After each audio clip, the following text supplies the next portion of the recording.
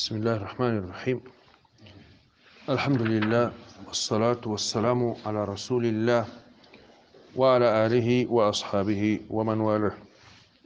إنن بحديث النبي صلى الله عليه وسلم حاجة إن شيداي إنن غندي بباب القرار نهالا مونغ في جولده سلنغ بودو أينغ دي إرنتين غبوها يباغو. وعن أبي هريرة رضي الله عنه قال قال رسول الله صلى الله عليه وسلم إن أول ما يحاسب به العبد يوم القيامة من عمله صلاته فإن صلحت فقد أفلح وأنجح وإن فسدت فقد خاب وخسر فإن انتقص من فريضته شيئا قال الرب عز وجل انظروا هل لعبدي من تطوع فيكمل منها ما انتقص من الفريضة ثم يكون سائر أعماله على هذا. رواه الترمذي وقال حديث حسن. وجبها أبو هريرة التي يردمه والنبي صلى الله عليه وسلم وي أران كو بي آدم لنغة هيركود ما كو نيلاد درنغال أران كو أرتتا أو هيتي أو هرسيتي دو مودو kanjum wiyete julde maako.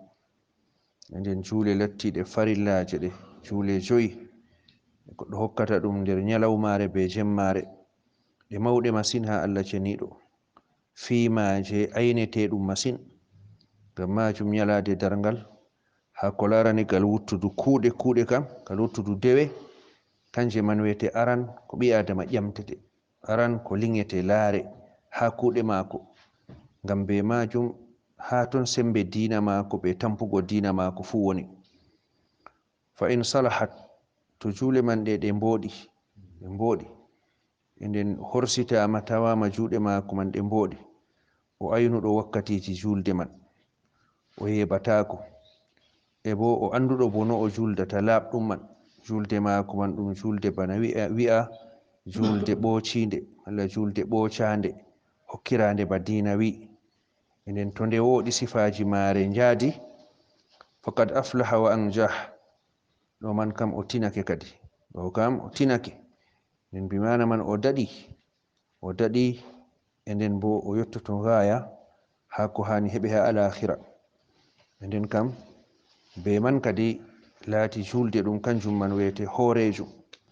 Nden herɗo annabijo alayhi salatu wassalam wi to julde man nde woɗi ni e nden o tinake nabijo yewtanai haala kuuɗe goɗɗe, yewtanai résultat lingol kuuɗe luttuɗe. Nden kayre man nden wiyete misan, kayre wiyete edru ɗum ɓi adama kanjum wiyete mawnirajo. Wa in fasadat e to julde man nde wonnake kayre man nde tawama nde nakkisi, nde wodi wakkatiji ɗi juulatake, wodi wakkatiji goɗɗi sey to ngurtake puɗata juulego, wodi juule man ɗe andaka ɗum famaka nama ɗum waɗete bana fini tawi non. Nden wala hokkugo ɗum sungulla muɗum ha heɓa fama ɗum, nden wala hakkilango ɗum ha heɓa huwa ɗum bana diina wi. ɗo bo to ni wiyete résultat lingol man kam faqad khaba wa khasir. ɗo bo ɓi adama marɗo juule bana ɗe o laati o rusɓake bimana o waɗi asar e nden iga fuɗɗam ha mawnirajum man ɗum lattake o do'ake kam jam kadi luttuɗum kam fu o daɗi man ma hisnatamo sakko ma caɗɗum o daɗa. Fa in taqasa min faridatihi shay'an, to o nakkisi her farilla mako man goɗɗum, nden farilla juule joyi man ɗo tawama wodi farillaji goɗɗi nakkisi dokkaka walla bo dokkaka bana ko hani, amma ɓurnal julde man fu dokka ɗum bako hani. Innama yoga majum wodi rammiɗirgo ha mum, kana caɗɗum kisanɗo ɗum hani disde ngendam ɗo funi juule ɗe goɗɗo juuli pat ɗe ɗon jaadi non, kana caɗɗum keɓan kisanɗo ɗum. E ngam majum hani to tawama bannon man yoga juule kam kañum man hawtayi yadayi. Qala rabbu azza wa jal, Allah ceniɗo be enɗam maako be yidgo jeyaɗo maako hisa o wi'a unzuru hal li abdi min tatawwu, ndaare le her kuuɗe jeyaɗo amman ɗo o maran bana nafilaje na, ndaare kanko man o maran bana nafilaje na accu farilla ɗo. Fa yukammalu minha, nden laare kadi to tawi o wodi nafilaji man ɗo timminanemo her maje man taqasa min alfarida, ko usti her farilla go, ko nakkisi her farilla go. ɗum holla kadi himmiɗinago nafila.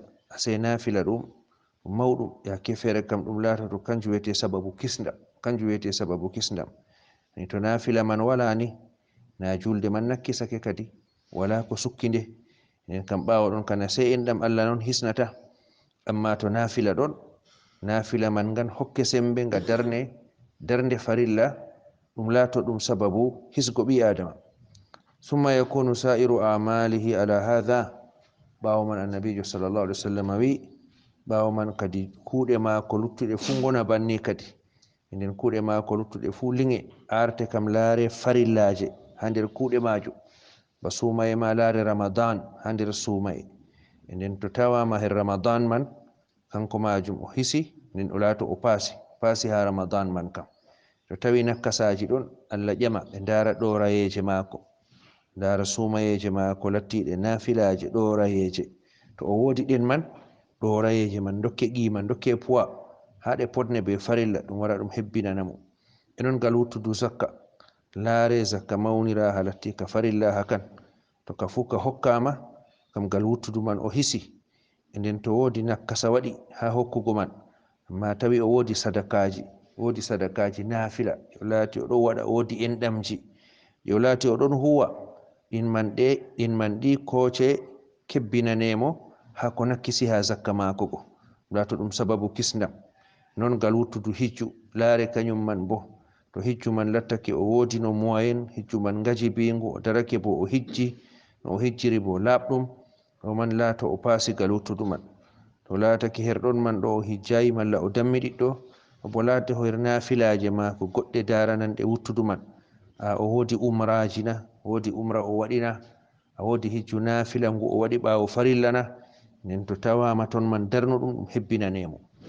nden kadi banni laawol lingu man ɗo wonata nyalade darngal. hadis wol lattingol mangol, ani pinditinangol ɓi adama ha ko larani kuuɗe maako be ha ko larani lingego maako ha alakhira. nden wodi ha magol ɗo mawnugo fi julde ɗum fi majum mawɗum ha Allah ceniɗo.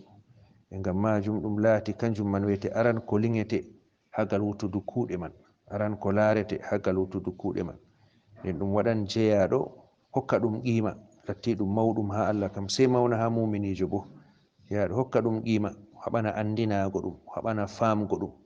nden o rena dow wakkatiji julde man ɗo, hokkira julde man bana sifa ka dina wi, na bana fini tawi non, ma hokka sifa man bana dina wi. ha julde man nde timmida nde heewa, ɗum man bo o hokka nde ha julurɗe, badal o yoɓe gotel ɗo o yoɓe bakin no gas e jeeɗiɗi. nden her ɗo her lingol man ɗo annabijo alayhi salatu wassalam wi'ai to o juuli, nama annabijo wi to nde wooɗi. nden ɗum famnana julgo tan, innama sai nde woɗa bo, hande latto nde pesan ha alakhira, nde maran puwa ha alakhira kam sina nde woɗa. nden ɓi adama keɓɗo ɗon hakkilani wakkatiji julande fu, sai o larto kadi bo julde man kam nde ɗon woɗana walla nde woɗata. e non man bo wodi ha majum wangingo hani darja nafila, darja ko laati nafila ha kala dewe fu, sakko ma ha julde. sai nafila ɗum bote majum mawɗum, nden hani ɓi adama muminijo hokka ɗum qima, o suklano ɗum. hani nafila kañum man waran daro darnde farilla ha alakhira. ɓi adama lattiɗo nafowo jur, kanko man ko wodi rammiɗiɗgo waɗi ha juule mako farilla bo hulantakimo. nden nafila mako man ɗo waran sukkanamo, waran hebbitinanamo. nden kam na sena ɗum famɗai kadi, nafila man na famɗai, na haje kam fu hisgo. nden nafila man ɗo na latoto ɗum sababu kisndam. ngam man hanayi ɓi adama o yawo ɗum, hanayi o yeebo, hanayi o famɗina ha majum, en hani o hokka ɗum qima. e non bana nafila julde latti kimmiɗini ɗum, e non nafila dewe luttuɗe fu, nafila latti ɗum sumaye, kanjum wiyete sumago ɗorayeje, ɗum bo mawɗum non ha ngendam julɗo, ngam ɗum hebbinanan mo ko laati nakkisi ɗum ha farilla mako nga sumaye. e non nafila latti nga zakka, kanjum man ɗum wiyete hokkugo sadakaji, enɗago tampuɓe, wallititgo bukaɓe.